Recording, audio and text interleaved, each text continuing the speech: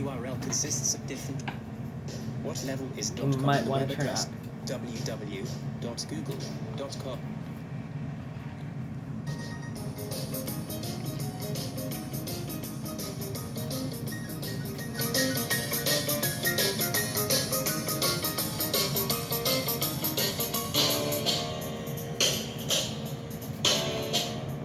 A URL consists of different levels. What level is .com in the web address? www.google.com. Back in the wild and woolly days of the early internet, navigating the web was trickier than it is today. Computers on the web corresponded with one another using internet protocol addresses, or IP addresses, which looked like this. 174.199.239.174. Could you imagine having to type a long string of numbers into your browser every time you want to visit a site? It'd be a miracle if people ever got to their intended online destination. Before we dive in, I want to be clear that I work for Network Solutions, a company that offers domain registration and domain-related services.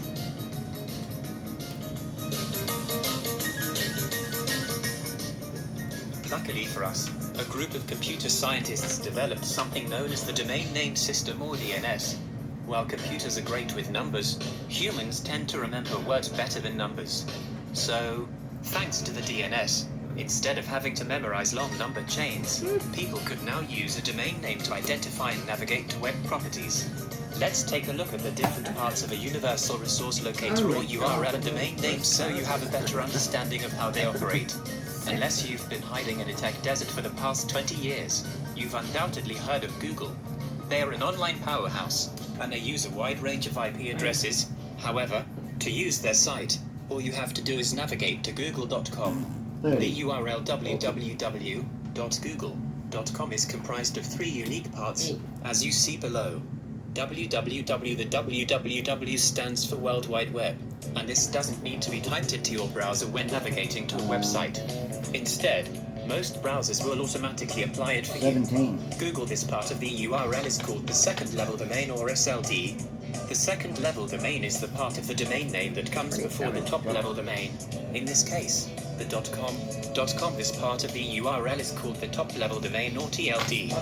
TLDs were proposed as a means of further categorizing online domains and made the internet easier to navigate.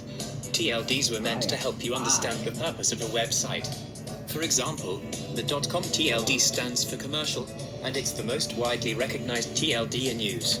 Top-level domains also made having more online domains possible. Think of it this way: your domain.com is different from your domain org, all thanks to those TLDs. Nowadays, more than 1,500 generic TLDs or domain extensions are available for purchase, and they are all worthy of consideration. While you might, at first, feel inclined to purchase a .com, don't shy away from using a newer TLD.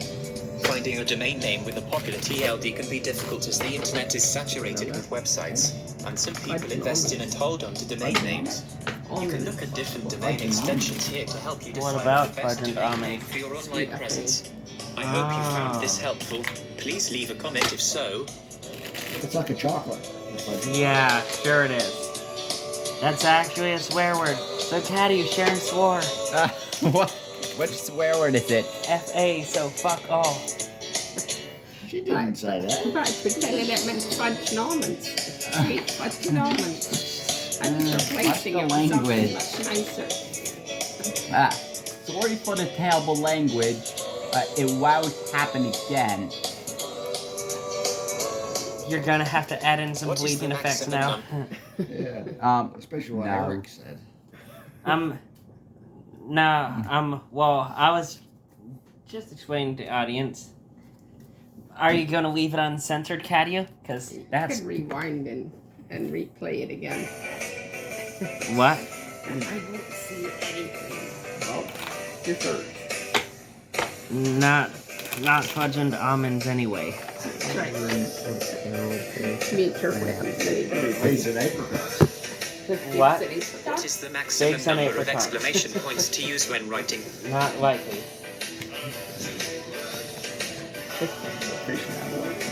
Fish and abalone? Wow. Those are clever ideas.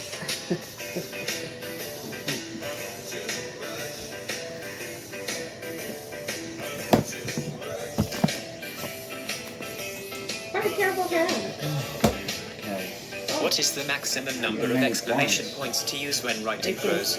By the time you get to the 12th exclamation point, you have emphasized the extent of your emotional disengagement to the point that any further exclamation point will no longer impel the sense significantly. Most people will stop at 5, but I'd say 12 will ensure the coverage of all bases. The only time I use more than one is to surround a question mark by way of boosting an interrogative query out of common bounds. For example, do you mean to say you folded in the buttermilk before stirring the egg yolks into it?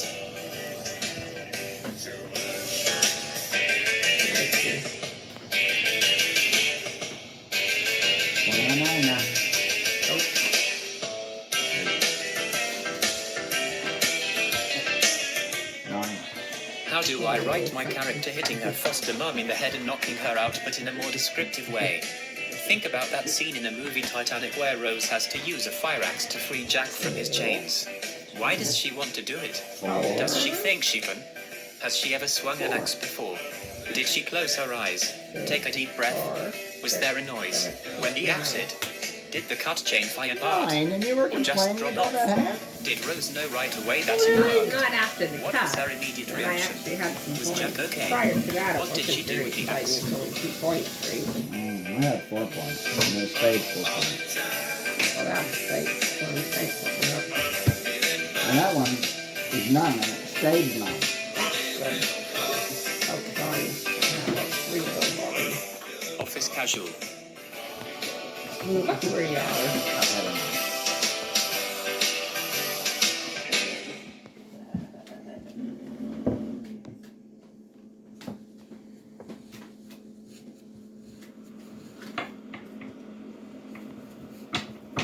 Nothing. What? Nothing. Oh, no, Tarzan, not finching chimps How again. can I determine who owns a domain name? Originally answered, how do I find a domain name owner? Ever found yourself wondering who owns a particular domain name? Can't say I blame you. I'd often catch myself wondering the same thing whenever I came across a clever domain name. There are a few different ways to identify who owns a particular domain name, and I'll share them with you today. Before we dive in, I want to be clear that I work for Network Solutions, a company that offers domain registration and domain-related services. First, let's briefly look at some legitimate and some not so legitimate reasons for why you might want to learn who owns a domain name. Why you should find out who owns the domain. You'd like to purchase it for your own personal or business use. You have an unrelated, but valid, business query for the domain name owner. You've found some suspect information on the website associated with the domain and want to learn who's behind it so you can vet the source of said information. The website associated with the domain is phishing for information and is a scam site. When you look up the domain owner, you'll also find the hosting information and learn who to contact to report the issue. You received an email from someone using their domain and are trying to determine who may have sent it. There are many valid reasons for finding out who owns a domain, but the reasons below, not so much. Don't find out who owns a domain name because you love the content on their site and want to sign a domain owner up to receive your unsolicited newsletters. This is called spamming. You take issue with the content on their site and want to give them an R-rated piece of your mind. This is called harassment. If you believe they're breaking the law, you can look up the domain name owner and hosting information to contact the service provider and report it to their legal compliance. Nothing. Yeah, I missed by that. Try to find out who owns a domain name, but none are guaranteed. So keep that in mind when reviewing the following options. How to find a domain name. One. Type the domain in your browser and hit enter if there's a website associated with the domain name. You'll land on it. 12. More often than not, websites will have an about page that contains information about the business of your site owner. If not, 29. you may find a contact us form on the site and can reach out to the domain name owner with your query that way. Search the Hoist 14. directory. All domain name registrations are regulated by ICANN, the Internet Corporation for Assigned Names and Numbers. They require that certain information be shared with every Well, domain not registration, me. I including got the 2 registrant's pickly name, points. email, mailing wonderful address, points. and phone number. 2 This magnificent information is stored in the Hoist database and made available to the public via a Hoist lookup. You can perform a search of the Hoist directory right here. However, domain name owners can choose to keep their information private and out of the Hoist Well, I'm directory not by even out of choosing the private skunk domain line. It's registration. still skunk line. If you're unable to determine the domain name owner using the Hoist results, don't fret. You can still email the contact email address displayed in the search results. But don't So long as it's a figure out, legitimate it request wouldn't be and not fun at all. spam, it will likely be forwarded and make its way to the domain owner. I hope you found this helpful. Leave a comment if you found this answer helpful or leave any tips for others to try. Image credit, Shutterstock.